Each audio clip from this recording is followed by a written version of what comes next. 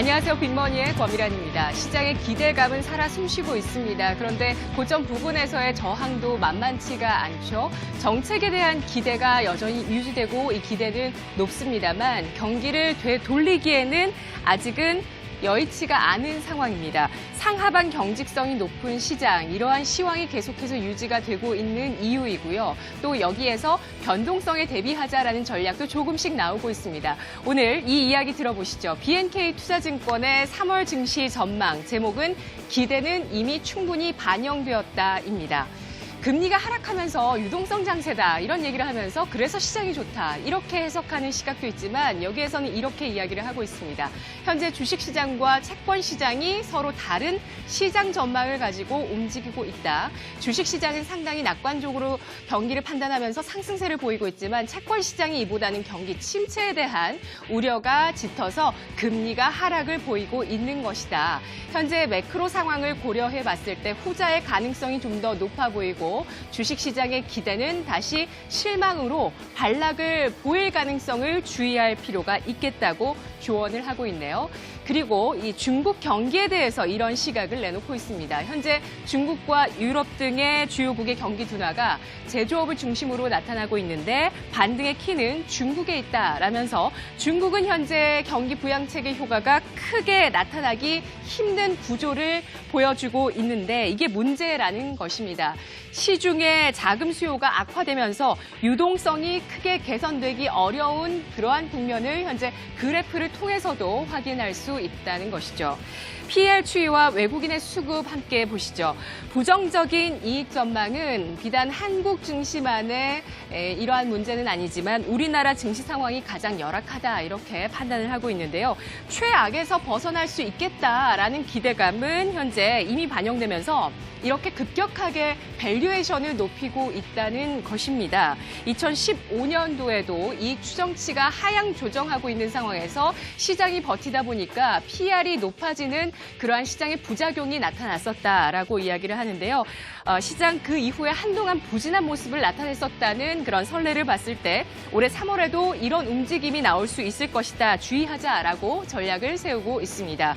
외국인 매수세와 함께 시장이 상승을 하게 되면서 이익 전망치는 계속 하락하면서 이제 겨우 바닥을 잡아 나가고 있다는 것이죠. 따라서 이렇게 PR이 빠르게 급등하는 과민 반응이 아닐까 시장에서 이렇게 의구심을 가질 수 있을 만큼 PR이 올라왔다는 것입니다. 이것은 이익 추정치가 가파르게 하락했던 결과물이고요. 따라서 이익 관련 지표가 본격적으로 돌아서기 전까지는 박스권, 지수 혹은 기대를 채우지 못한다면 다소 변동성이 나타날 수 있겠다. 그 가능성을 보자라고 시장에서 의견이 나오고 있는 것입니다. 선행 조건은 반드시 이익과 경기가 완연히 돌아서서 개선세를 보여야만 시장이 보다 안정감 있는 상승세를 보여줄 수 있겠다라고 판단을 하는 것이죠.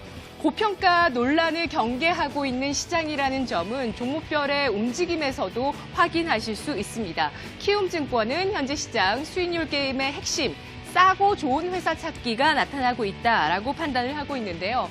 코스닥 시장이 외국인의 러브콜로 현재 강세를 보여주고 있습니다. 이 속에서 수익성 차별화 현상이 나타나고 있는데 지난주 코스닥 같은 경우에는 종가상 수익률이 연초 대비 10.02%, 코스피는 9.28%로 코스닥이 코스피보다 좀 더 앞서 나가는 수익률이 추월하는 현상을 보여주고 있습니다. 코스닥 지난주까지 7주 연속의 상승세를 보였고요. 오늘까지 상승을 시도하면서 8주 차의 상승을 시도하고 있는 모습입니다. 시가총액 상위 10위권, 20위권 코스닥의 종목들 살펴보도록 하겠습니다. 우선 10위권 내에서 바이오의 이 연초 대비 수익률은 1.1%, IT는 12.9%를 나타내고 있습니다. 특히 포스코 캠텍 같은 종목들의 주가 상승세가 연초 이후에 강력하게 나타났다는 것 확인하실 수 있겠고요. 11위권에서 20위권까지의 움직임을 봤을 때 바이오도 9.9% 올랐지만 IT가 24.9%로 상승세를 보였습니다. 이렇게 수익률 격차가 나타나고 있는 시장이다라는 것이죠. 코스닥의 IT주 랠리 나타나면서 시가총액의 상위권의 바이오주들의 주가 상대적인 부진 현상이 보여지고 있습니다. 향후 코스닥의 옥석 가리기 전략은 이렇게 정리를 하고 있는데요. 제약 바이오 업종 내에서의 종목 차별화를 전망을 하면서 IT 업종 내에서의 종목 카테고리를 보다 압축해서 슬림화할 필요가 있겠다. 그리고 그동안 다소 오르지 못했었던 엔터나 미디어, 게임주로의 강한 순환매를 전망하면서 유망한 개별주의 관심 확산을 고려해보자라고 이야기하고 있는데요. 코스닥이 7주 연속 달리면서 상승에 대한 피로감이나 차익 실현에 대한 욕구도 강하지만 기관과 외국인, 유망한 개별 기업에 대한 매수세가 오히려 확대되고 있다는 점도 염두에 두자라고 이야기하고 있습니다. 키움증권에서 제시하고 있는 중소형주입니다. 우리 증권가 톡톡 시간에, 빅머니 빅이슈 시간에 출연해 주시는 김상표 팀장님의 자료인데요. G3BNT 같은 바이오주도 하나 꼽고 있습니다. 올해 상반기 내에 미국 임상 3상 개시할 것으로 기대되면서 이 종목군의 기대감, 매기로도 이어질 수 있겠다라고 전망을 하고 있고요. IT 가운데서는 현재 카메라 모듈 쪽의 MC넥스, CIS 테스트 장비 업체 테스나, 그리고 FPCB 업체 BH를 꼽고 있고요. 그리고 올해 미술품 경매 시장의 성장세에 따른 수혜로 서울 옥션 주목해보자라고 전략 세우고 있습니다.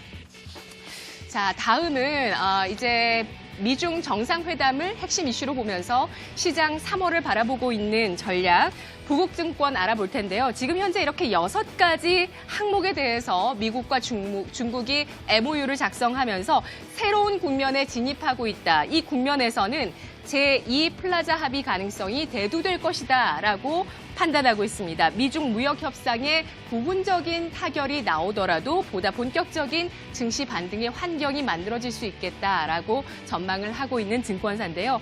합의에 포함될 항목 가운데 가장 주목할 부분은 무엇보다도 단연 환율이라고 보고 있습니다. 1985년 일본의 패권 다툼 패배를 가져왔었던 플라자 합의, 그동안 오프닝에서도 간간히 많이 말씀드렸던 이 내용이 시장의 전면에 부각될 수 있겠다라는 것이죠. 1985년 플라자 합의 때 18조 항목에서 아예 명기를 했습니다. 그러니까 달러화 대비 엔화는 앞으로 강세로 가야만 한다라는 부분 말이죠. 하지만 이번에 명시적으로 위안화 강세를 써넣지 않더라도 인위적인 외환시장 개입만 저지되더라도 위안화는 자연스럽게 강세를 보일 수 있을 것이다 이렇게 보고 있고요. 그러한 효과들로 인해서 원화가 강세의 압력을 받을 수 있어서 수출 기업들에게는 실적에 대한 부진 여건이 될 수 있겠지만 전반적으로 원화 강세가 국내 증시 전반의 매력도를 높일 수 있다라는 점도 주목을 해서 살펴보자라고 얘기하고 있습니다. 일본 플라자 합의 때 독일의 사례를 보면서 우리는 이것을 벤치마킹 해야 한다라고 전략을 세우고 있는데요.